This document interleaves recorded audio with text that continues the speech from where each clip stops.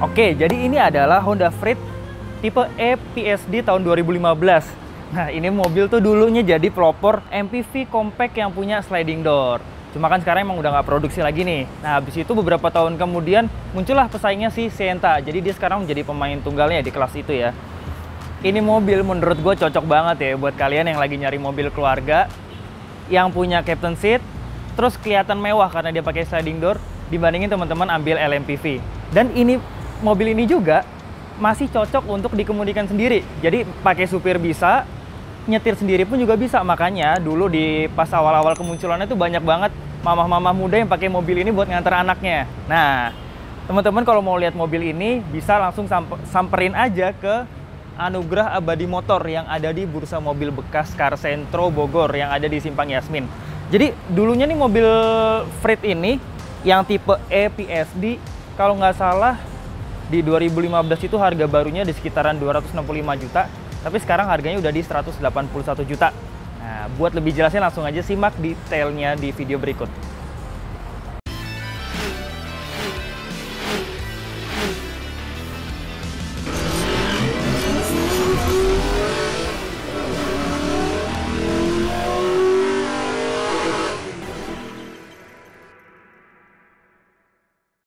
Oke, jadi si Freed ini dia cuma masuk ke Indonesia tuh satu generasi aja, dan dia itu ada dua tipe ya. Kan ini yang faceliftnya itu sekarang ada dua tipe aja. Dulu kan sempat ada yang tipe A, S sama E. Sekarang cuma ada di tahunnya ini cuma ada tipe E sama S aja. Nah, yang ngebedain apa? Tipe E itu udah power sliding door, sementara yang tipe S itu sliding door cuma yang di sebelah kiri aja. Sementara yang ini kan udah dua-duanya. Dia itu sharing platform sama Honda Jazz sama City. Nah, ngomongin soal eksteriornya, ini gue suka banget di bagian depannya nih. Karena dia tuh punya kaca, gede banget, dan dia itu kayak streamline banget sampai ke bagian kap mesinnya. Jadi ini mobil udah boleh dibilang aerodinamis banget lah ya. Terus kalau kita lihat grillnya, ini juga jadi pembeda nih antara tipe E, tipe teratasnya sama tipe S. Dia kalau yang tipe E ini, grill chrome-nya ini sama nih, gedenya nih, antara atas tengah sama bawah. Terus dia ada fog lamp-nya juga. Dia lampunya semua masih halogen. Lampu dekat, lampu jauh, sein, fog lamp, halogen semua. Nggak ada LED sedikit pun di mobil ini. Terus ya, ini mobil tuh sebenarnya kompak ya, cuma kelihatan gede karena dia tinggi emang. Dia tinggi dan dia itu ceper. Jadi ntar kita lihat dalamnya ya, pasti ini bakal luas banget di dalam. Plus ditambah lagi dia punya wheelbase yang, lihat deh, panjang banget ya, ini hampir sekitar 2,7 meter. Kalau kita lihat velgnya, dia pakai ring 15, dia udah cakram, ABS, EBD, BA.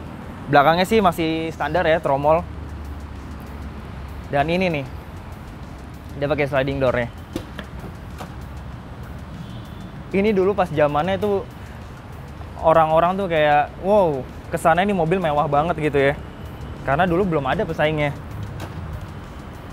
Buat kalian yang khawatir ya, bawa anak kecil takutnya mainin sliding door, kejepit gitu, nggak usah khawatir ya teman-teman. Dia udah ada anti pinch-nya, jadi kalau ada yang nahan, ya dia akan balik. Nah, dan dia sensitif banget loh.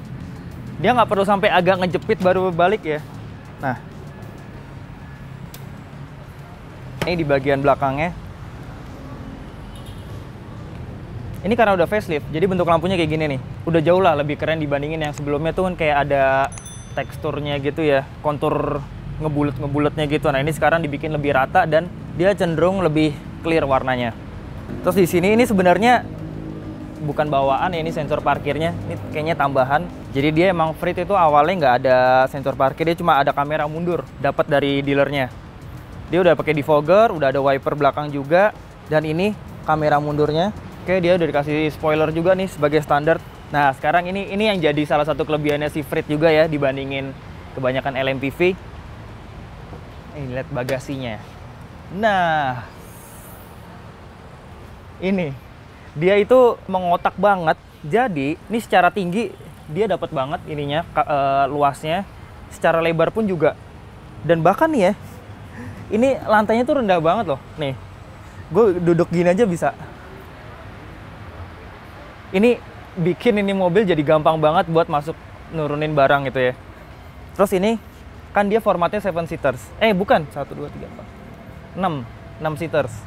Dan ini kalau kita rebahin,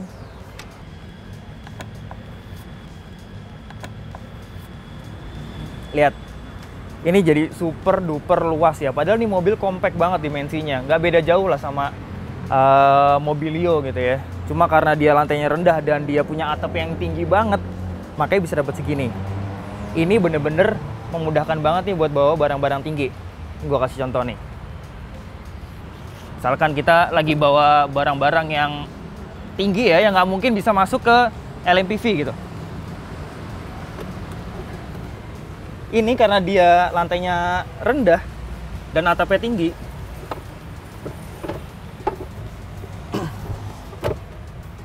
kita bisa bawa barang setinggi ini. Ini jadiin mobil praktis banget. Oke, habis ini kita bahas ke mesinnya. Kap mesinnya kecil banget ya. Ini enteng banget nih. Nah, dia tuh karena dia sharing platform sama Honda Jazz, City, dia juga pakai mesin yang sama, iVTEC 1500 cc.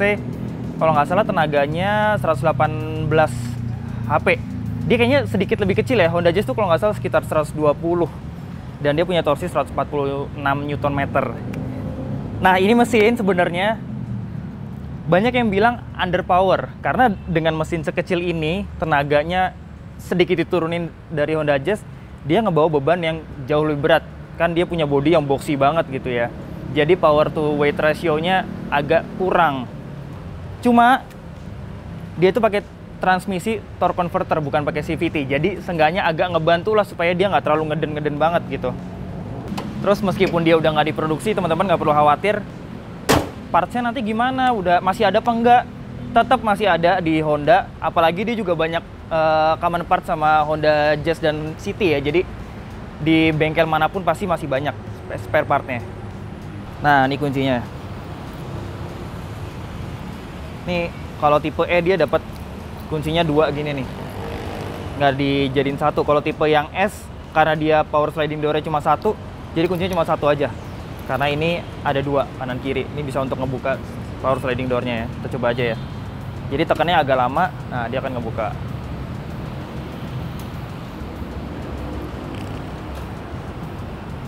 Jadi praktis banget ya.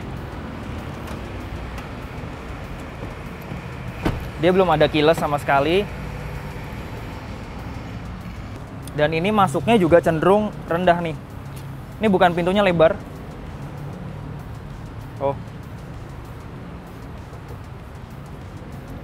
Dan ini masuknya gampang banget karena ini mobil ceper. Dan sebagai informasi tambahan ya, Frit yang dijual di Indonesia ini lebih tinggi sekitar 20 mm dibandingin yang di Jepang. Karena kan kontur jalanan di Indonesia banyak yang jelek ya. Nah, kita langsung aja masuk interiornya. Begitu masuk ke sini yang paling gue suka ya, itu ini nih, dashboardnya nih. Dia pakai konsep open cafe kalau sebutannya Honda. Jadi berasa luasnya tuh kerasa banget gitu. Ini kalau lagi bawa penumpang di sini bisa sambil makan, bisa sambil buka laptop atau apa gitu ya. Di sini pun juga dia banyak tempat-tempat penyimpanan, di cup holder juga di depan AC, di sebelah sini. Dan ini visibilitasnya bener-bener bagus banget karena dia punya kaca yang super duper luas dan ini jaraknya jauh banget nih dashboardnya nih. Ini gue giniin pakai tangan nggak nyampe. Jadi bener-bener berasa luas banget dan dia punya spion yang ditempatin di pintu, bukan di pilar A. Jadi ini area depan sini nggak ada blind spot nih. Jadi kita mau nengok kanan, kiri, semua tuh visibilitasnya bagus. Nah, ngomongin soal joknya. Jadi dia joknya bahannya kain ya. Dia untuk yang, ini kan yang facelift. Kalau yang facelift itu udah bisa di naik turunin nih, udah ada head adjusternya. Yang sebelumnya nggak ada. Dan ini yang gue suka, dia udah dikasih armrest di sini. Dan ini armrestnya enak banget, adjustable.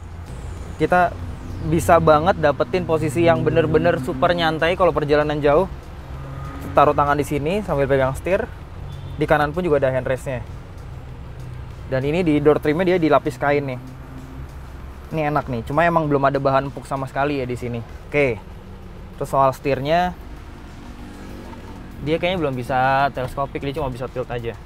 Tapi seenggaknya, meskipun dia belum dikasih teleskopik, ini setirnya udah lumayan maju nih ke arah pengemudi. Jadi ini posisinya udah ergonomis banget sih.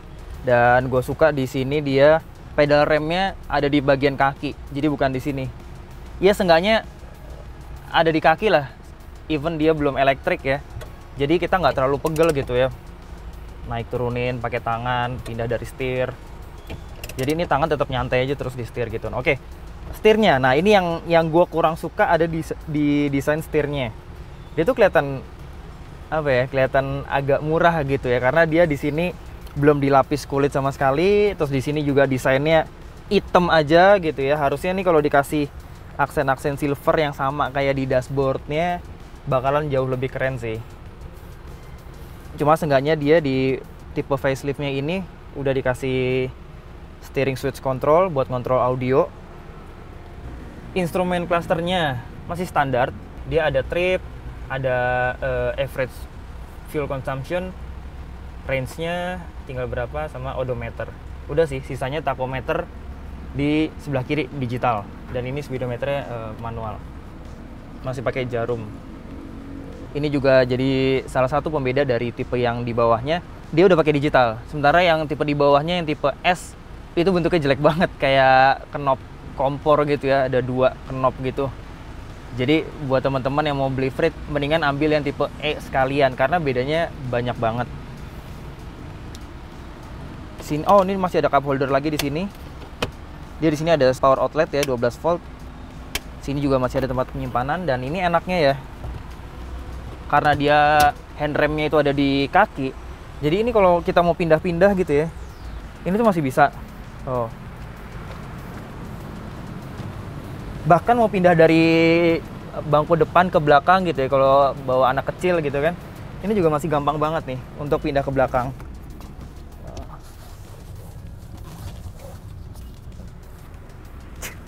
Jadi ini mobil compact tapi fleksibilitasnya luar biasa ya. Oke. Nah, di sini dia lampunya masih halogen semua. Ya tahun segitu wajar lah ya. Dia ada vanity mirrornya. Cuma emang belum ada lampunya di sini. Ini juga belum elektrokromatik. Dan ini head unitnya dia aftermarket ya. Jadi ini gampang banget untuk digonta-ganti. Ini head unit aftermarketnya dia cuma bisa, kayaknya dia belum ada Bluetooth deh. Cuma bisa CD, USB, sama aux aja. Dan ini juga gue suka nih penempatan ininya, apa namanya, tuas transmisinya. Dia ada di atas gini. Di sini kita coba lihat bangku baris keduanya nih, seberapa nyaman ya di belakang. Nah jadi buka pintunya itu, selain bisa dibuka dari pintunya langsung atau remote, bisa juga dari dashboardnya. Di situ juga ada tombolnya. Jadi kalau kita mau masuk ya tinggal minta supirnya aja untuk bukain. Nah ini masuknya juga gampang banget karena lagi-lagi ini mobil ceper banget ya. Nah, jadi ini nggak cuma cocok buat kalian yang bawa keluarga, tapi buat orang tua gitu ya, buat lansia ini pun juga proper banget gitu loh. Karena buat akses keluar masuknya itu luas banget dan gampang. Nah, ini nih ya, enak banget nih si Freed itu. Dia pertama punya ruang kaki yang luas banget.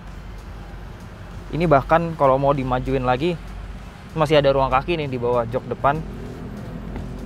Belum lagi headroom ya. Headroomnya juga masif banget ini. Dan dia masih dikasih handrest juga di kanan dan kiri. Nih, ini kalau yang sebelum facelift, kayaknya sih cuma ada di kiri doang nih. Yang kanannya belum ada, tapi ini karena facelift dia ada di kanan kiri. Soalnya di door trimnya dia nggak bisa jadi sandaran tangan karena door trimnya ini polos banget. Ini sama sekali nggak ada lapisan kainnya juga. Jadi ini full plastik tuh.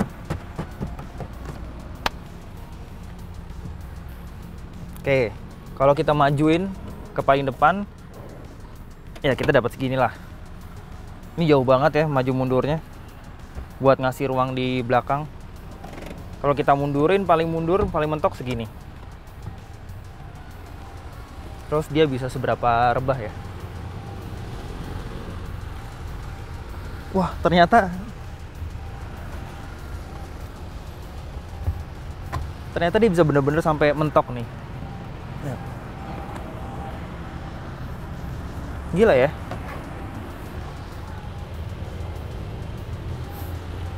Ini luar biasa sih.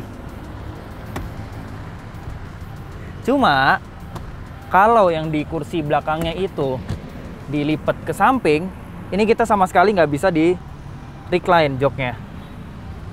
Karena dia kan akan mentok di sebelah sininya nih. Jadi pastiin yang bangku baris ketiganya dalam posisi kebuka gitu aja. Nah, ini double blower. Kalau teman-teman mau ngambil Frit, pastiin ambil Frit yang udah facelift. Karena yang sebelum facelift nggak ada double blowernya sama sekali. Dan dulu gue pernah punya Frit juga, itu AC-nya kurang dingin. Jadi kebayang ya, duduk di bangku baris kedua, apalagi di bangku baris ketiga, itu bener-bener panas. Nah, untungnya di facelift ini udah ada double blowernya, dan ini ngebantu banget sih. Terus dia lampunya itu ditaruh di kanan dan kiri. Oh, ini cuma mati ya. Di sini dia masih dikasih ini untuk gantungan. Ini kalau dikasih meja kayaknya lebih asik lagi ya, kayak Innova gitu. Sini ada cup holder di tiap-tiap pintunya. Dan ini enaknya nih mobil MPV kayak gini nih, MPV Captain Seat. Kita bisa pindah-pindah kemanapun ya, kayak tadi tuh dari depan ke belakang, dari belakang ke tengah. Ini bisa gampang banget. Nah, sekarang kita cobain bangku baris ketiga. Kalau ini di posisi bangku baris keduanya paling mentok ke depan, kita bisa dapat ruang kaki segini nih. Dan ini sih masih luas banget ya untuk ukuran bangku baris ketiga. Tapi kalau kita buat paling mundur, ini mentok. Jadi emang harus adil ya antara bangku baris kedua sama ketiga. Ya kita buat segini aja lah. Nah, baru deh dapat nih. Dan ini pun juga masih bisa di reclining. Nih, ini paling rebahnya segini.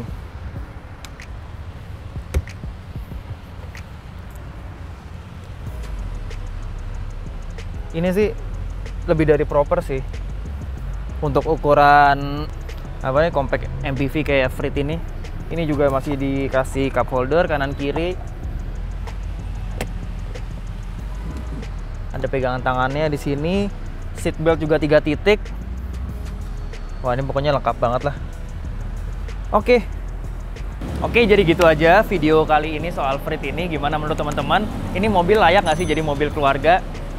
Silahkan komen di kolom komentar. Jangan lupa klik like dan subscribe. Sampai jumpa di video-video berikutnya.